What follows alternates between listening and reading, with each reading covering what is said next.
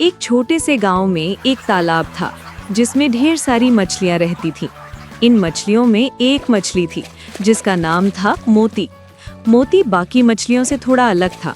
जहां बाकी मछलियां चमकीले नीले, लाल और हरे रंग की थीं, मोती का रंग सादा सा चांदी जैसा था। उसकी चमक तो थी, लेकिन वो बाकी मछलियों की तरह रंग बिरंगी ना होने की वजह से उदास रहता। गांव की मछलियां अक्सर उसका मजाक उड़ाती। मोती, तुम तो बिल्कुल सादे हो, तुमने कोई खास बात नहीं। मोती को ये बातें बहुत चुभती थीं, लेकिन वो चुपके से तालाब के किनारे बैठकर सपने देखता। उसे लगता था कि एक दिन वो कुछ ऐसा करेगा कि सब उसकी तारीफ करेंगे। तालाब के पास एक बूढ़ा मेंढक रहता था जिसका नाम था दादू मेंढक। दादू मोती को बहुत प्यार करता था और हमेशा कहता, मोती, तुम्हारी चमक अनोखी है, बस सही वक्त का इंतजार करो।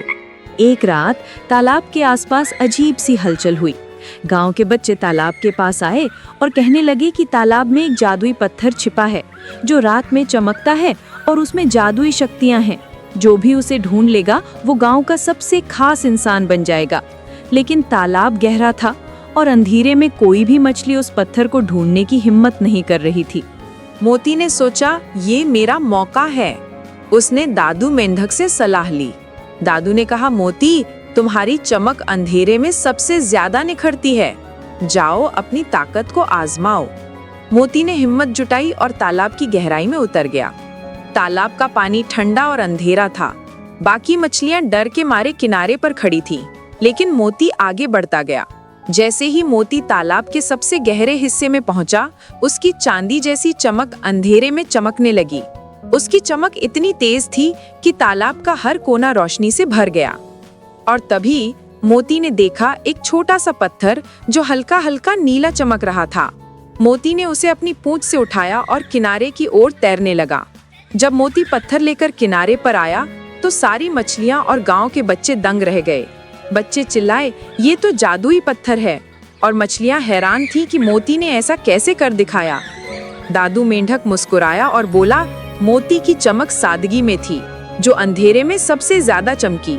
हर किसी में कोई न कोई खासियत होती है, बस उसे पहचानने की जरूरत है। गांव वालों ने जादुई पत्थर को तालाब के बीच में एक खूबसूरत जगह पर रखा और मोती को गांव का हीरो बना दिया। इसके बाद कोई भी मोती का मजाक नहीं उड़ाता था। मोती ने भी समझ लिया कि उसकी सादगी ही उसकी सबसे बड़ी ताकत है। सीख, हर बच्चा अपने आप में खास है। तुम्हारा रंग, तुम्हारी शक्ल या तुम्हारी आदतें चाहे जैसी हों, उनमें कुछ न कुछ अनोखा जरूर होता है। अपनी खूबियों पर यकीन रखो और सही वक्त पर वो सबको दिखेगी। दोस्तों, ये कहानी कैसी लगी कमेंट में बताओ। लाइक करो, शेयर करो और चैनल को सब्सक्राइब करो ताकि नई कहानियां सबसे पहले मिले। बेल आइकन दबाना ना भूलो। अगली कहानी में मिलते हैं। बाय।